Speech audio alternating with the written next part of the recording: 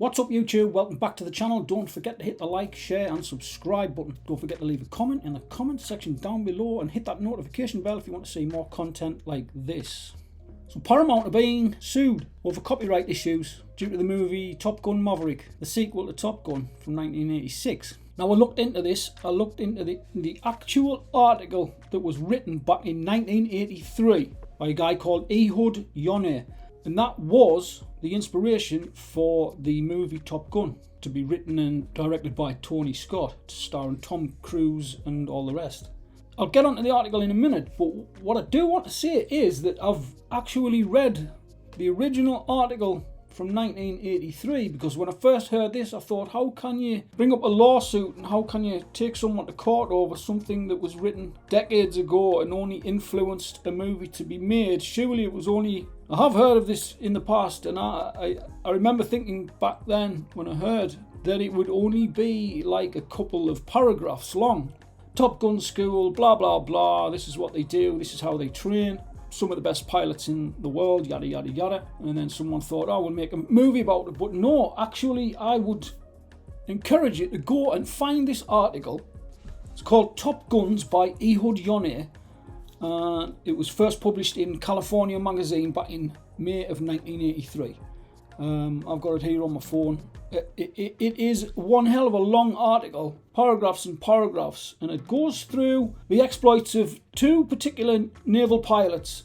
The call signs were Yogi, which in the article he is described as looking like a young John Travolta, tall, slim, chisel-jawed, and the other pilot called Possum, who was likened to a movie star back in the day called Ryan O'Neal. There were two lieutenants. One was called Alex Yogi Narakis. The other guy was Dave Possum Cully. And the article goes into great detail about where they were from, how they got into the training school, what they did while they were in there, the kind of training that they underwent at Miramar. I don't want to get any of this wrong because I don't want to be disrespectful to the American Navy or anything like that, but I think it was Miramar, California, correct me if I'm wrong, up until 1996, and then it moved to somewhere, Fallon, near Reno in Nevada, is the school now. And some of the exploits that they got up to flying F-14s, and it goes into the introduction of the Top Gun school back in the late 1960s as well, when pilots were being shot down at an alarming rate in the skies of Vietnam. And they needed to do something about it. They knew that they needed better training and better facilities and better instructors, and that's how it all came to be. It's a terrific piece. It's a terrific article. It describes one of the most frightening experiences in the academy is landing on an aircraft carrier at night when you cannot see anything.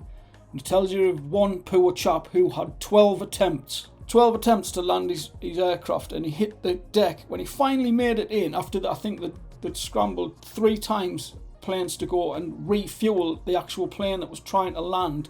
They had to refuel it 3 times, and when he did finally land, he hit the deck so hard that he damaged the aeroplane.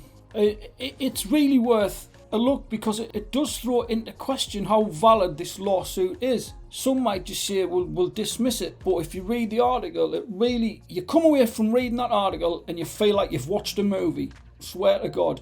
So the article for the lawsuit, it's by Giant Freaking Robots, so hats off to you guys for writing this. And it goes, Paramount lawsuit for Top Gun Maverick is moving forward despite network's best efforts. Because I think Paramount has tried to have the lawsuit thrown out of court. But however, a judge has ruled that plaintiffs in a civil suit against Paramount Pictures have a valid complaint. Deadline reports that the copyright infringement claim regarding Top Gun Maverick will be heard, and that the movie giant's motion to dismiss the lawsuit was not granted. The ruling was handed down Wednesday in response to the motion filed on August the 26th. The Top Gun copyright infringement lawsuit was filed in June by the widow and son of Ehud Yonay, who wrote an article in 1983 upon which the original Top Gun was inspired. Paramount bought the option to turn this article, which followed 2 Top Guns in a naval training program, into the Tom Cruise classic we know and love today. Yonay was also mentioned in the credits of the 1986 action film. However, in 2018, correspondence between Paramount and Ehud Yonay and Yuval Yonay, the widow and son of the author of the article, confirmed that the terms of the agreement between Ehud and the studio would be expiring on January 24th, 2020, which would revert the rights to the article back to the Yonay family. The plaintiffs claim that the Paramount did not resecure the rights to use the article for a second Top Gun movie and filed the lawsuit to assert their claim. They are suing for damages and seeking an injunction against the distribution of the movie to theatres, this last being largely a gesture now that Top Gun Maverick has completed its theatrical run. But Paramount claims the movie was finished before January 24th, 2020. They also claimed that the movie fell under a part of the agreement that excluded derivative works. They further pointed out that Top Gun is an actual naval training facility and that the Yonays do not have a monopoly on what is said about the school just because Ehud Yonay wrote about it once. While all these things may be true, the judge had plenty of evidence to consider, including a copy of the 1983 article and a DVD of Top Gun Maverick to assist with the ruling to proceed with the lawsuit. This clash of copyrights between the writer's family and the movie studio has enough merit, according to the court, to be examined judicially. Regardless of when the movie was completed, the Yonays assert that the use of the article for the film means that they should have been consulted before the sequel was made. But anyway, I don't know what was in the original agreement anyway, and it certainly doesn't say anything about that here. Anyway, Paramount is sticking to its Top Guns, very good, claiming that there is a significant difference between the movie and the article. They claim that any similarity between the two works comes from both being about the same topic and that the personalities populating the Top Gun movies are not the same as Yogi and Possum. Does that mean that nobody can make a movie about the Top Gun training facility, whether they make it at Miramar or whether they make it at Reno or Nevada? Does that mean because this article was written that nobody can ever do another movie?